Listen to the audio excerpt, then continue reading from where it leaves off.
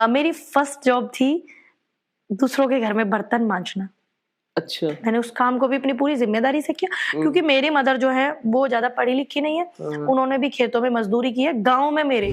तो वो भाभी थे, उनके ही हम किराए पर रहते थे, तो वो उसी में से कम कर लेती थी। फिर वो हम उनका थोड़ा बहुत काम करके आते थे, जिसमें मैं बुरा बिल्कुल नहीं मानती।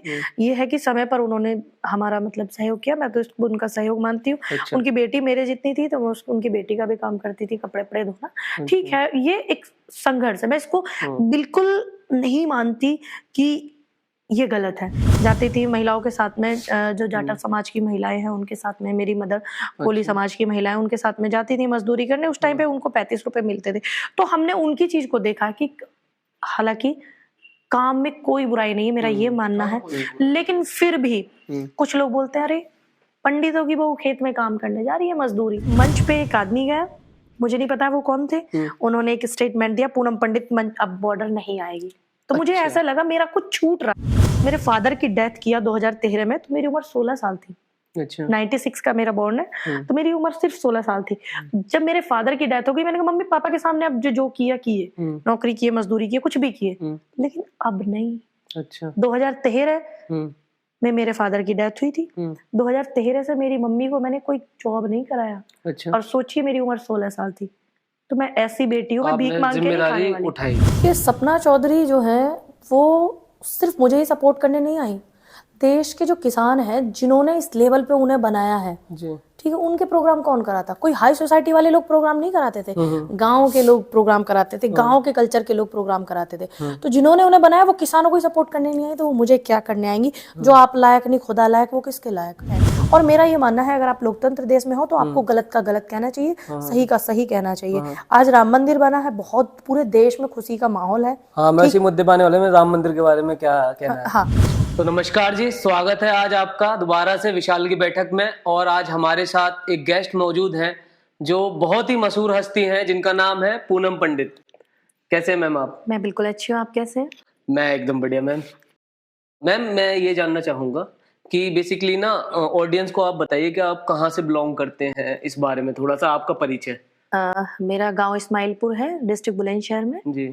और जो कोतवाली है वो इस्माइलपुर सिकंदराबाद लगती है। विधानसभा भी सिकंदराबाद है, यूपी से, उत्तर प्रदेश से। अच्छा। वैसे कुछ लोग सोचते हैं कि मैं हरियाणा से हूँ, लेकिन मैं यूपी से हूँ, क्योंकि मेरी एजुकेशन जो है शूटिंग वगैरह सब उधर से, तो थोड़ा एक भाषा में ना टच आता है वहाँ की, तो इसलिए लोग सोचते हैं। आपकी एजुकेशन हरियाणा से है? नहीं, मेरी जो है हाई स्कूल और इंटर जो है वो मेरठ से है। अच्छा। और BA MA मैंने जो है वेंकटेश्वरा गजरौला से किया। लेकिन जो मैं शूटिंग करती थी, स्पोर्ट्स से मैं रही हूँ, तो वो बड़ौद बागपत से, तो वहाँ हरियाणा की भाषा और वहाँ की जो भाषा है थोड़ा मिक्स हो जाती है, खड़ी बोली का टच है, तो लोग सोचते हैं कि हरियाणा से। अच्छा अच्छा। तो मैम, आपने जैसे कि शूटिंग आप बता रहे थे आप करते थे, हाँ जी, तो आपने मतलब शूटिंग को छोड़ के बाद में आप अदर फील्ड्स में धीरे धीरे आना शुरू हुआ आपका, तो आपने शूटिंग को प्रायोरिटी न देके पहले उन कामों को क्यों पकड़ा? कभी कभी हम ना चाहते हुए भी कुछ चीजें छोड़नी पड़ जाती हैं, क्योंकि शूटिंग जो है, शूटिंग एक बहुत महंगा गेम है। उसके बावजूद भी मैंने उसको इतना किया, और मैंने 3 बार नेशनल खेला और एक बार इंटरनेशनल मैंने ओपन से खेला 2018 में। उसके बाद फिर मेरे फादर जो थे उनकी तो डेथ हो गई थी 2013 में। तो वो जब धीरे धीरे आप बड़े होते हो, तो आप एक जिम्मेदार व्यक्ति, फैमिली एक उम्मीद करती है हमारा कोई बच्चा जिम्मेदार है जो अपनी जिम्मेदारियों को समझेगा। वही फैमिली जो मेरी मुझसे उम्मीद करती, मुझे इस बात की खुशी होती है कि चलो मुझसे कुछ अच्छाई की उम्मीद मेरे परिवार वाले कर रहे हैं। हालांकि करने वाली तो मैं अकेली सिर्फ क्या हूँ, लेकिन फिर भी वो उम्मीद कर रहे हैं। फिर हमें उन उम्मीदों पे खरा उतरना होता है, तब हमारे घर का कोई मेन मुखिया नहीं होता है। तो इसलिए ना चाहते हुए भी मुझे शूटिंग छोड़नी पड़ी, और अपने परिवार की वजह से, परिवार की जिम्मेदारियां फैमिली में, तो इसलिए मुझे छोड़नी पड़ी। क्योंकि एक तरीके से आपने बताया वो महंगा गेम था जिसको अफोर्ड नहीं कर पा रहे थे उस समय पे। लेकिन उस समय पे भी मैं करती थी, क्योंकि मेरे बड़े पापा मुझे बहुत सपोर्ट करते थे। अच्छा। मेरे जो धर्म पिता हैं, तो वो अच्छी जॉब पे, गवर्नमेंट जॉब में थे, वो पुलिस में थे। मैं उनका कहीं भी नाम नहीं लेती, क्योंकि मैंने जितने भी काम किए सरकार की जो नीतियां गलत है उनके खिलाफ किए हैं। अच्छा। तो कहीं वो सरकारी जॉब में है, मेरी वजह से उनका कुछ नुकसान ना हो। हाँ, इस वजह से मैंने उनका नाम कभी नहीं लिया।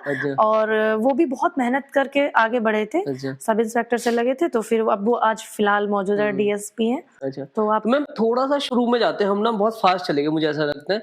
आप ना थोड़ा सा अपने जर्नी के बारे में बताइए, बचपन के बारे में, कैसा बीता, गांव में कैसा माहौल था, किस तरीके से आप रहते थे, उसके बारे में थोड़ा सा। गाँव में तो जैसे नॉर्मल गाँव की ज़िंदगी होती है वैसी ही मतलब मेरी रही, कुछ अलग मेरा ना नहीं रहा। और गाँव में जो हमारे यहाँ कह देते हैं प्राथमिक विद्यालय, हाँ, उसमें मैं पढ़ी हूँ। अच्छा, और अब तो बोल देते हैं नर्सरी, एलकेजी, यूकेजी, फर्स्ट। हाँ, तो गाँव में बोलते थे पहली क्लास। पहली क्लास, अच्छा, पहली, दूसरी क्लास, तीसरी क्लास। तो ऐसे मैंने 3 क्लास तक अपने गाँव के स्कूल में ही अच्छा, पढ़ाई की है। 3 क्लास तक था, अब तो वो 5 तक हो गया है अच्छा, और उसी में मैंने पढ़ाई किया। फिर उसके बाद में मेरे जो मदर थे और मेरे जो फादर, वो बहुत बीमार रहने लगे। फिर हम लोग मेरठ चले गए, मेरी मदर मेरठ चले गए। फिर वो जॉब वहाँ पे करती थी, अच्छा, तो हमें पढ़ाती थी, क्योंकि मेरी सिस्टर जो है उनकी भी शादी नहीं हो रखी थी तब। और तब फिर 2008 में दीदी की शादी हो गई। हम लोग पढ़ते रहे। आपकी बड़ी बहन? हाँ, मेरी बड़ी अच्छा, सिस्टर। और पढ़ते रहे। फिर जब लगा 6 क्लास में भी, मतलब मेरे को ऐसा लगता था कि नहीं, मुझे भी कुछ करना है मम्मी के लिए। मतलब बचपन में आपको ये चीजें लग रही थी? हाँ, मतलब 6 हाँ, क्लास की 6th मैं क्लास थी, में। तो मैं 6 क्लास में भी बहुत सारे काम जो एक इतना छोटा बच्चा नहीं कर सकता, मेरे हिसाब से तो नहीं कर सकता, तो भी मैं करती थी। जो मेरी पढ़ाई थी, मेरी 6 क्लास की जो एजुकेशन थी, वो तभी से मेरी फ्री हो गई थी। अच्छा, क्योंकि मैंने एंट्रेंस दिया था हाँ, मेरठ में, वनस्थली बालिका इंटर कॉलेज से मैंने हाई स्कूल किया है, परतापुर में जो की है। प्रतापुर में। हाँ, तो वो एक संस्था थी दयाल ज्ञानोदय वाटिका, आज भी है, बहुत सारे बच्चों को पढ़ाती है। तो वहाँ जो हमारी स्कूल में जो टीचर थी राजकुमारी त्यागी मैम, तो उन्होंने देखा भाई क्लास में बच्चों का पता लग जाता है कि कौन बच्चे में क्या वो है। तो मेरा पढ़ने में मुझे बहुत अच्छा लगता था। मैं बचपन में बहुत ज्यादा पढ़ने में मेरी रुचि थी। अब तो ये है कि सारी चीजें डाइवर्ट हो गई है।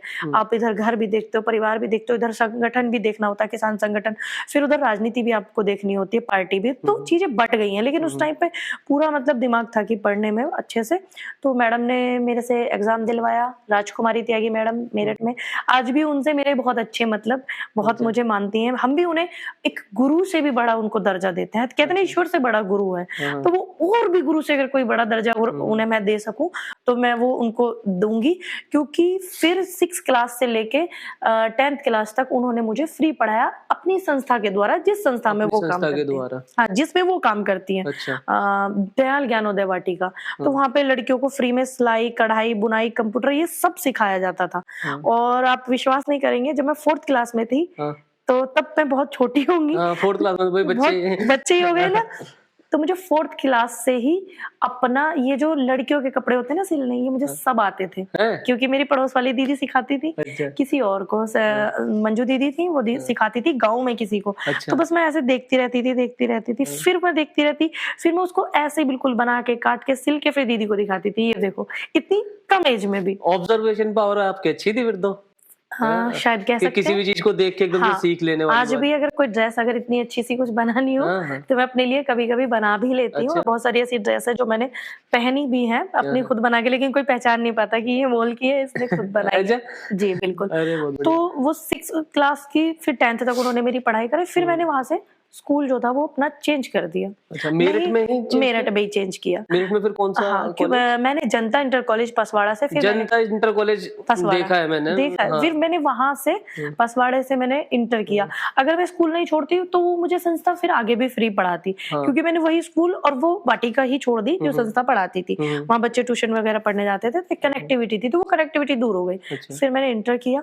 इंटर मैंने जो किया, हमारे रिलेशन में थे मामा जी, वो उस स्कूल में टीचर थे, तो इसलिए मैंने कहा चलो थोड़ा घर भी देखना होता है, जिम्मेदारियां भी देखनी होती है, थोड़ा छुट्टी उट्टी अगर हो जाएगा तो डांट उट नहीं लगेगा। तो मैं जब 6 क्लास में थी, मैं तब से ही, तब बच्चे सो जाते हैं ना सर्दियों में, बड़े भी सो जाते हैं, उनका मन नहीं करता रजाई में से निकलने का, है ना। आज भी वही माहौल है, ठंड भी है, सर्दी में लेकिन उस एज में भी सब सो जाते थे। तो मैं रात में क्या करती थी, ये होता ना कढ़ाई करना, सूटों पे आप कढ़ाई देखते हो ना, ये सारी कढ़ाई मैं जानती हूँ करनी। अच्छा। और फिर सुबह मुझे पेपर देने भी जाना होता था। अच्छा। इसलिए मेरी हाई स्कूल में परसेंटेज बहुत कम आई, इसीलिए मेरी कम आई। 49 के आसपास मेरी परसेंटेज हाई स्कूल में आई, क्योंकि मैं अच्छे से नींद नहीं ले पाती थी, फिर मैं पढ़ नहीं पाती थी। लेकिन कोई बात नहीं मैम, मेरे से बस 2% कम आई, मेरी 50 आई थी। ऐसे कुछ था मेरा भी। मैं भी खराब था पढ़ाई में बहुत भाई। नहीं, मैं बिल्कुल खराब नहीं थी, पर मतलब हाँ, आप ग्रामीण नहीं, इतना मैं तो नहीं था। लेकिन हाँ, हम लोगों की क्या, हम लोग गाँव से ज़्यादा बिलॉन्ग करते हैं। इतनी अच्छी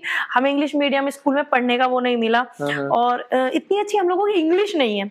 लेकिन इंग्लिश बेशक नहीं है, लेकिन ऐसा नहीं है कि हमारी पढ़ाई खराब रही है, ऐसा पढ़ाई, बिल्कुल भी नहीं है। अच्छा। लेकिन काम की वजह से वो चीज़ें खराब हो जाती थी। तो फिर ठीक है, हो गए। अच्छा। ऐसे बोलते हैं ना कि लटक-लटक के 10वीं पास अच्छा, हो गए कर काम लिया। करते-करते। हाँ। फिर 12वीं में भी अच्छा रहा, 12वीं में भी अच्छी परसेंटेज यूपी बोर्ड से पास किए, फिर उधर शूटिंग में चले गए। अच्छा। शूटिंग में मतलब जाने 12th के बाद ग्रेजुएशन हाँ, ग्रेजुएशन बीए एमए सब किया वो कहाँ से की थी? मैंने गजरौला वेंकटेश्वरा यूनिवर्सिटी से बीए किया है, उसी से अच्छा। मैंने एमए किया है। हाँ, हाँ। ऐसा नहीं है कि मैंने पोस्ट ग्रेजुएशन किया हुआ है पॉलिटिकल साइंस ऑनर्स से। हाँ। फिर उसी बीच में मेरे दादा की एंट्री हो जाती है। अच्छा। तो उनसे जब मेरी बातचीत हो गई, मेरे फादर के दोस्त थे, मेरे पास की कोतवाली में रह के गए, सिकंदराबाद कोतवाली अच्छा। में। फिर जान पहचान कि नहीं ये कर सकती है, तुम शूटिंग करो। तुम शूटिंग मैं क्या शूटिंग क्या होती है? अच्छा। हमें क्या लगता था, हम गाँव के लोग, गाँव के निकले हुए, शूटिंग क्या होता है? शूटिंग हम लोग समझते थे पिक्चर बन रही है, अच्छा, फिल्म वाली शूटिंग। तो फिर मैंने कहा हाँ, मैं नहीं पहन सकती ऐसे वैसे कपड़े, मैं नहीं कर सकती। उन्होंने मुझे खूब डांट के भेज दिया कि जाओ बढ़ो। फिर हम वहाँ मिले, हमारी मुलाकात होती है नीतू शौरान मैडम से, जो साई की कोच है स्पोर्ट्स अथॉरिटी ऑफ इंडिया की। अच्छा। जोहड़ी की रहने वाली है। वहाँ उनसे मुलाकात हुई तो वो बोलने लगी, अच्छा बेटा आप एक डमी लेके आना अपने लिए। और मैंने क्या सोचा, डमी हम किसे समझते हैं? डमी फोन का नहीं, हम लोग समझते थे जिस पे शोरूम के बाहर कपड़े पहना दे दिया था ना, डमी। हम लोग उसको डमी समझते, क्योंकि कपड़े लेने जब जाओगे तब कि वो डमी को कपड़े पहना दो। हमने सिर्फ वही डमी सुना था, हमें ये नहीं पता था कि डमी जो है किसी भी चीज की नकल को डमी बोलते हैं। तो मैं कहा डमी कहाँ से लेके आवे, कपड़े की दुकान पे जाना पड़ेगा इसके लिए। तो मैंने कहा मैम हम नेक्स्ट टाइम खरीद लेंगे, आप हमें बता देना, आपकी मर्जी से खरीद लेंगे। फिर उन्होंने दिखाया पिस्टल की डमी होती है। मैंने कहा अच्छा इसकी भी डमी होती है। फिर वहां से सफर, तो वो डमी आपने खरीदे फिर? हाँ, वो सफर वहां से शुरू हो गया। अच्छा। फिर शूटिंग रेंज पे बहुत सारी, जो हमारी राइफल एसोसिएशन जोड़ी है, जोड़ी जहाँ से दादी चंद्रो, दादी प्रकाशो, आपने सुना होगा, सीमा तोमर, वर्षा तोमर, सभी तमाम ये लोग वहां से निकले। तो हमने वहां से शूटिंग का सफर अपना शुरू किया। डॉक्टर राजपाल जी की मेरठ से हो रही थी? नहीं, ये बड़ौद से, बड़ौद बागपत में, बड़ौद बागपत, जोहड़ी गाँव में। तो ये जो इंटरनेशनल विलेज है जोहड़ी, शूटिंग के मामले में बहुत आगे। और वही रेंज, जब तो खैर बहुत सारी चीजें हो गई हैं, लेकिन शूटिंग का अगर आप कहेंगे यूपी में अगर ज्यादा बढ़ावा देना तो डॉक्टर राजपाल जी का नाम आता है। अगर हम कहेंगे देश में बढ़ावा देना तो महाराजा करणी सिंह का नाम आता है। अच्छा। इसी तरीके से यूपी में उनका बहुत बेस्ट था। तो उनके सानिध्य में दादी चंद्रो, दादी प्रकाशो वहां पे आते थे। और हमारे कोच, जूनियर कोच हमारे वाजिद भाई, और हमारी सीनियर साई की कोच नीतू शौरान जी, और हम इनके सानिध्य में फिर शूटिंग करने लगे। शूटिंग करते करते स्टेट हमें लगता नहीं था कि मतलब हम स्टेट भी क्वालिफाई कर पाएंगे, लेकिन कई बार हमने स्टेट खेले, क्वालिफाई किए। ऑल इंडिया जीवी मावलंकर, नॉर्थ जोन। ये किस साल की बातें हैं? ये 2012 से मैंने शूटिंग स्टार्ट किया। 2012 से शूटिंग स्टार्ट हो गई थी? हाँ जी। 2013 में जब मेरे फादर की आपने जो 12th करी थी वो कौन से साल में की थी? मैंने 11 में 10वीं की है, 13 में मैंने 12th किया है। 13 में 12th और रनिंग में मेरा 12th भी था, उधर पे शूटिंग भी करती मैंने 2012 में 12th कर ली थी। तो मैं भी मेरठ में पढ़ाई कर रहा था। वो रनिंग में थी दोनों चीजें, उधर 12th भी चलता था, उधर शूटिंग भी चलता था। फिर north zone qualify, all India जीवी मावलंकर क्वालिफाई, फिर नेशनल क्वालिफाई। हाँ, मैंने 3 बार नेशनल खेले हैं। मैं अहमदाबाद भी गई हूँ नेशनल खेलने के लिए, पुणे भी गई हूँ, दिल्ली ज्यादातर, दिल्ली भी गई हूँ। नॉर्थ जोन भी और प्री नेशनल जिसको बोलते हैं वो भी दिल्ली में ज्यादा होता था, बाहर कम होता था, लेकिन मैंने 3 नेशनल खेले। फिर उसके बाद 2018 में नीतू मैडम जो है हमारी, उनकी जो सिस्टर है, वो भी और हम भी और बहुत सारे बच्चे ओपन से इंटरनेशनल के लिए हम लोगों का सिलेक्शन हुआ। फिर हम नेपाल खेलने के लिए गए। नेपाल गए फिर आप? हाँ, फिर उसमें मेरा गोल्ड। कैसा रहता है वहाँ पे, मतलब माहौल कैसा रहता है जैसे शूटिंग वूटिंग करने जाते हैं उधर? जो हमारा सीखने वाला था वो तो एकदम ऐसा था गांव वाला, क्योंकि राइफल एसोसिएशन जोड़ी इतनी पैसे वाली रेंज नहीं है, और वहाँ ना ही पैसे वाले लोग आते हैं ज्यादा। वहाँ बिल्कुल गरीब किसान मजदूर तबके के बच्चे आते हैं, जिनके पास पिस्टल भी नहीं होती। वो 2-2 घंटे जग में पानी लेकर के और एक ईंट से बैलेंस जग में पानी लेके, हाँ, ईंट जैसे जग में पानी लेके ऐसे बैलेंस करेंगे। अच्छा, तेरे को भी नॉलेज है इस बारे में? मेरे को नहीं पता। अच्छा, ऐसा करके बैलेंस करते हाँ, हैं सिर्फ वो हाथ, जिनके पास पिस्टल नहीं होती है, अच्छा, अच्छा। जिनके पास साधन नहीं होते हैं, तो और ईंट से, कुछ लोग ईंट से ऐसे बैलेंस करेंगे, लेकिन जब मैच होगा तब उनको आपसदारी में, हम जैसे मेरे पास पिस्टल है, मैंने आपको खेलने के लिए दे दिया, आपके पास है, आपने मुझे दे दिया, तो ऐसे टीचर सबको मैनेज करती थी कि किसी का मैच नहीं रुकना चाहिए, चाहे वो कोई भी बच्चा है, किसी के पास पिस्टल है नहीं है, आपस में मैनेज करो, मैच सबका होना चाहिए। बिल्कुल सुविधाओं की वहां पे इतनी कमी थी, लेकिन फिर भी वहां से नेशनल इंटरनेशनल बच्चे निकलते थे। अच्छा, क्योंकि वो पूरी लगन से ये है कि करते भाई थे। टैलेंट तो बहुत है, लेकिन अभी उतनी सुविधाएं है नहीं।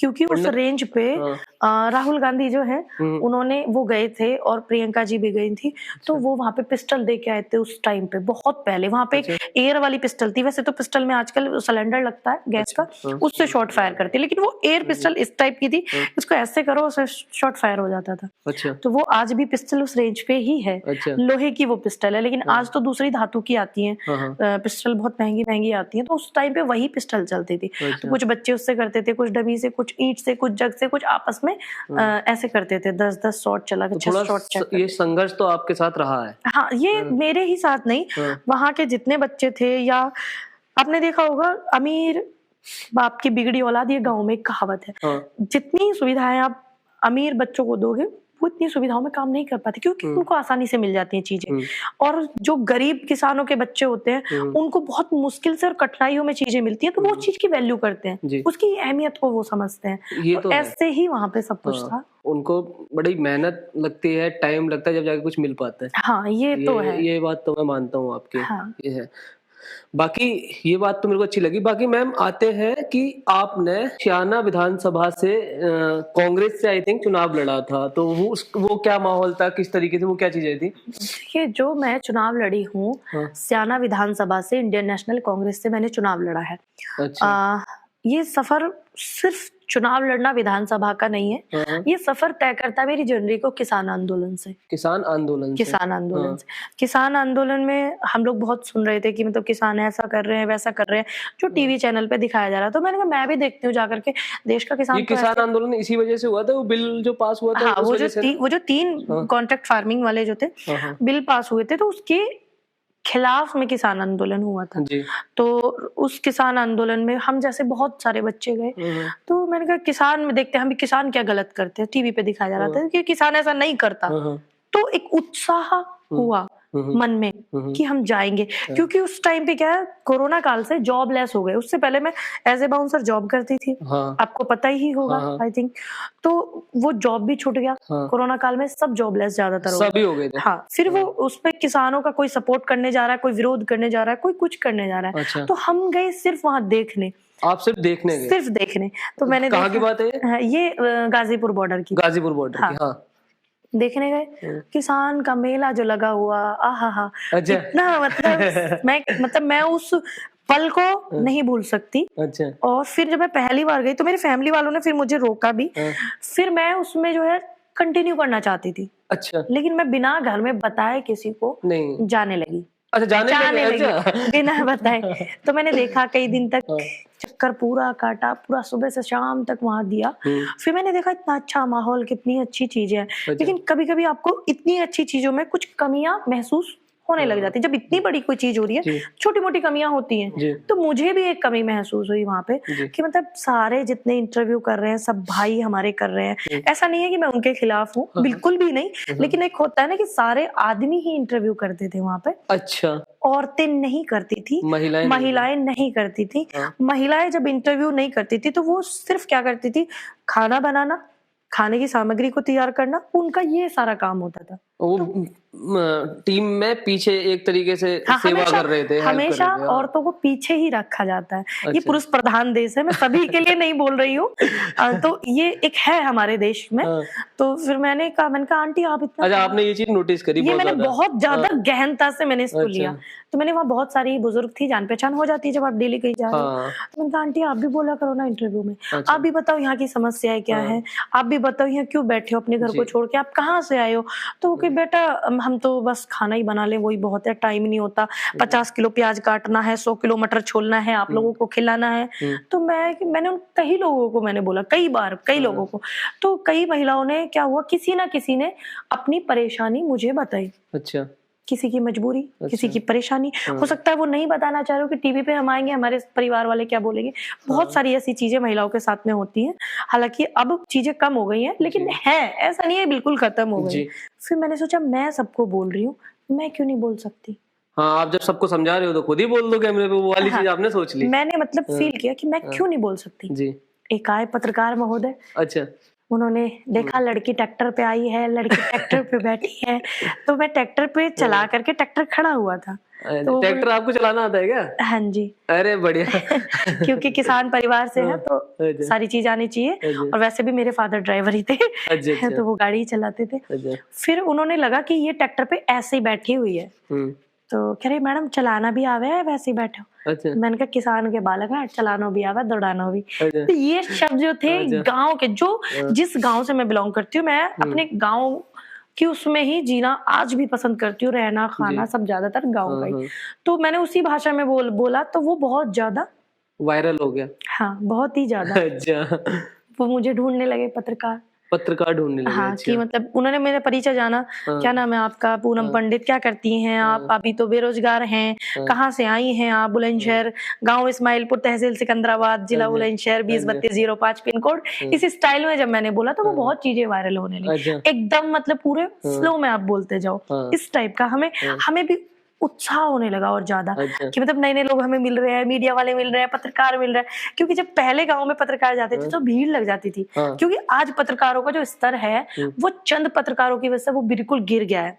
मैं सभी की नहीं मैं बात करूंगी, लेकिन जब पत्रकार जाते थे तो ऐसा होता था, गाँव में पत्रकार आए हुए हैं, भीड़ लगने, लोग देखने जाते थे जैसे कि मेला लगाओ। आज पत्रकार आते हैं तो चंद लोगों की वजह से, अच्छा कौन से पत्रकार आए हुए हैं? भाजपा वाले, सपा वाले, कांग्रेसी या बसपा वाले। आज ये माहौल है, आज ये माहौल है। हाँ बिल्कुल, मैं वो बिल्कुल वो बात आपको बता रही हूँ जो है जी। क्योंकि मुझे लगता है शायद आप पत्रकारिता से थोड़ा आपका दूरी होगा, तो जो है मैं बिल्कुल वो जेन्युइन बात आपको बता रही हूँ। तो हमें भी उत्साह लगा, अरे पत्रकार आए हैं, वो पत्रकार इंटरव्यू ले रहे हैं, पत्रकार बात कर रहे हैं, गाँव से फोन जा रहा है, तेरी वीडियो वायरल हो रही है। अच्छा। रिश्तेदारों से फोन जा रहा है, तेरी वीडियो वायरल। मैं आया कि वीडियो वायरल हो रही, वीडियो वायरल हो रही, हम भी देख रहे हैं। 4 बजे तक, शाम को 7 बजे बॉर्डर से घर जाए और 7 बजे से सुबह 4 बजे तक वीडियो देखी अपनी। अच्छा आज हमने क्या बोला, कि मतलब हमने क्या ऐसा बोला वायरल हो रही, क्या गलती है उसमें, क्या सुधार है, क्या अच्छे रुझान है, क्या बेकार रुझान है, क्या अच्छे कमेंट है, क्या बुरे कमेंट है, वो सारी चीजें। फिर हम 4 बजे तक वीडियो देखे, फिर सुबह को 8 बजे फिर आ जाए। सोना खाना इतना खराब हो गया हद से ज्यादा। लेकिन हमें भी एक रहता था कि बहुत सारे लोग मिलेंगे। अच्छा, लोग वेट करने लगे। अच्छा, पूनम पंडित आएगी।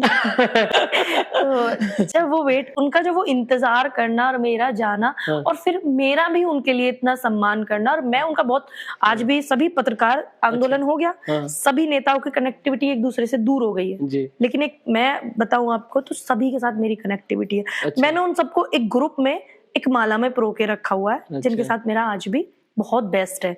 पत्रकारों के साथ जो शुरू के सफर में मेरे साथ थे, वो आज भी मेरे साथ है। तो एक होता है इंसान जब कहीं किसी लेवल पे चला जाता है, वो बदल जाता है, वो कनेक्टिविटी को खत्म कर देता है। तो मेरे साथ ऐसा बिल्कुल नहीं है। आपने ऐसा तो कुछ सोचा नहीं होगा कि आप तो सिर्फ एक सपोर्ट करने गए थे, हाँ, और एकदम से फिर वायरल हो गए, एकदम से चेहरा आ गया। एक पत्रकार महोदय बोलने लगे, आपने पढ़ाई कहाँ तक किया? मैंने कहा पॉलिटिकल से मैंने एमए किया है, साइंस ऑनर से।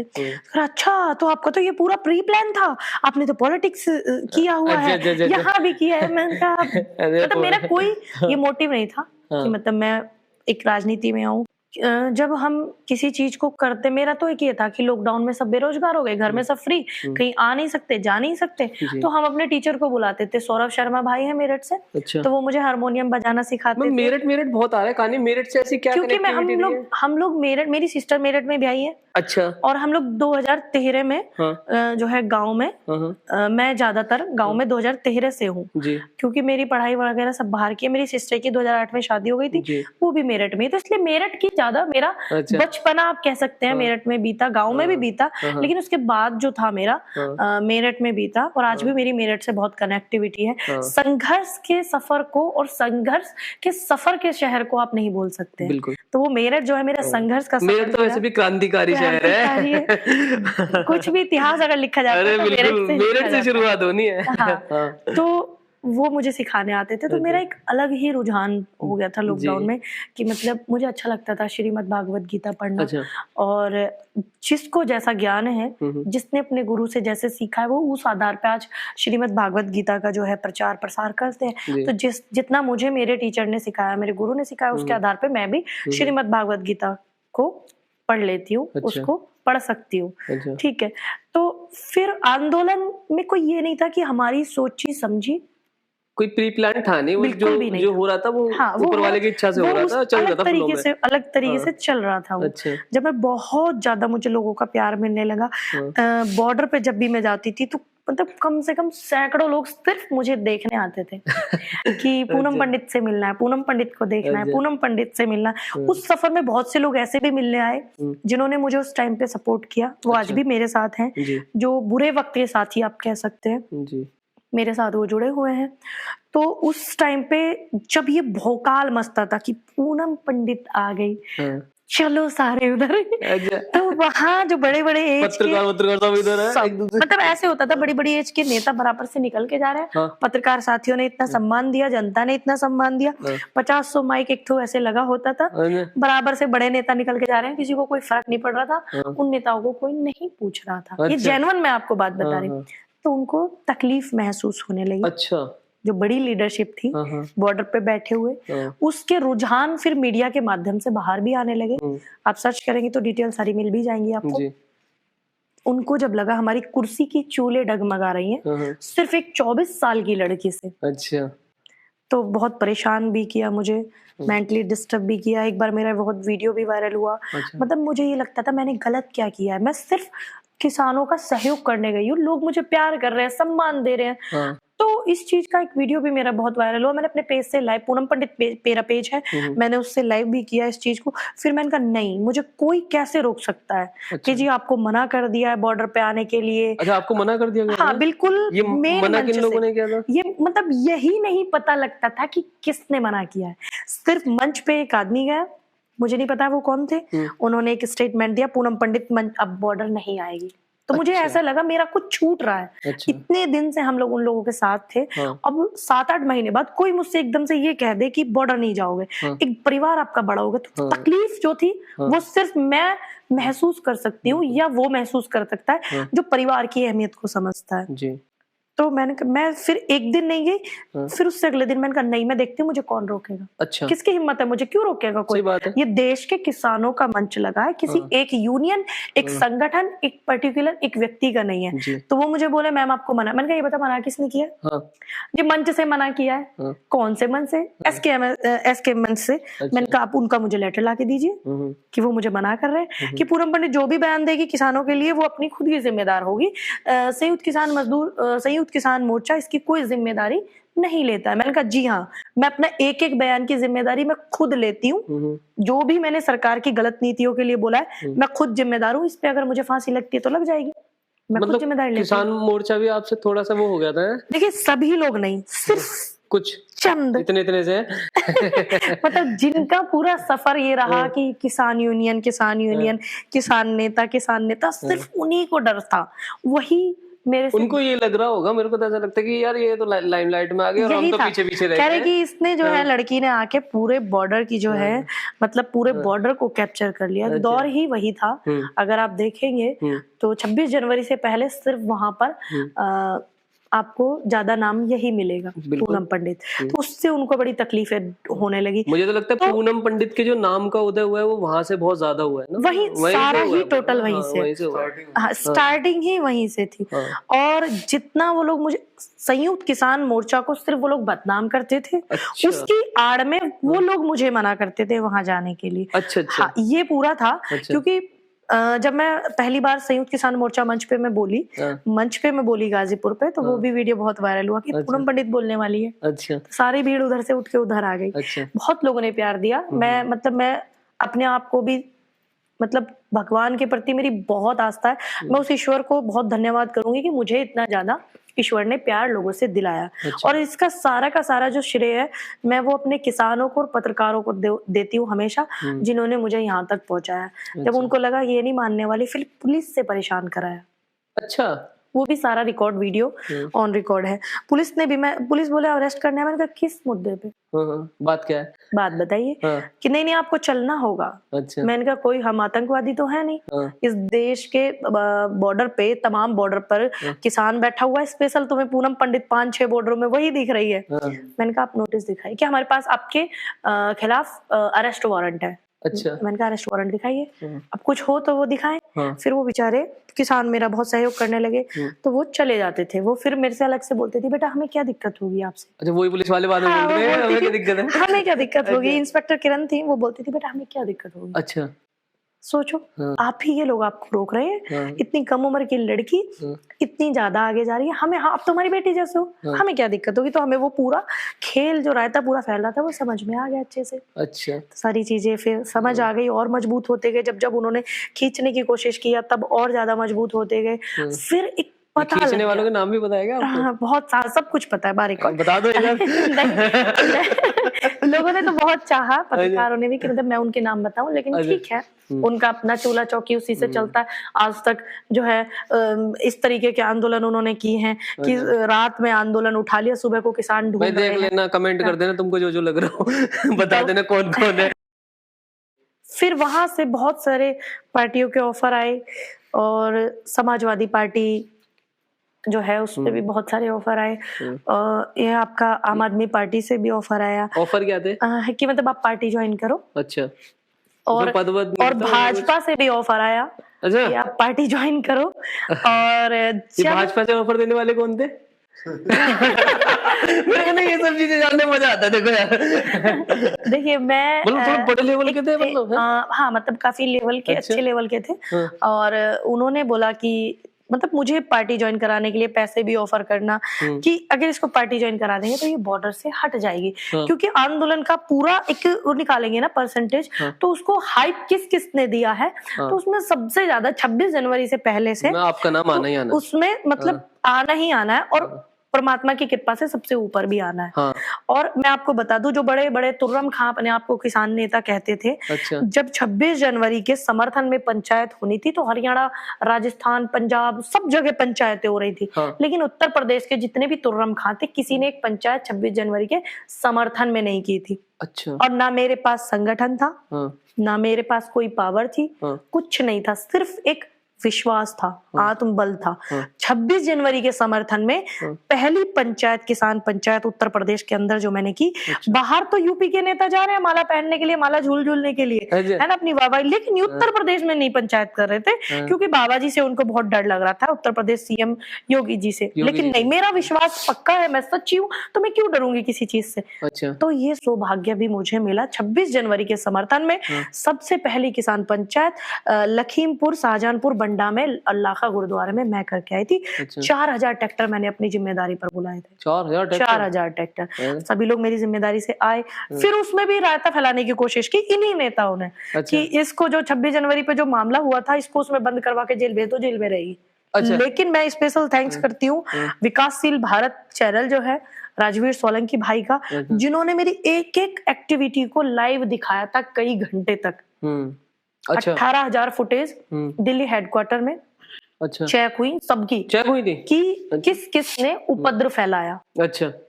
तो मुझे दिखाने के लिए मैं इसलिए उनका थैंक्स कर रही हूँ, उन्होंने अपने पूरे चैनल से मेरी एक एक एक्टिविटी को कैद किया होता, लाइव चलाया था कई घंटे।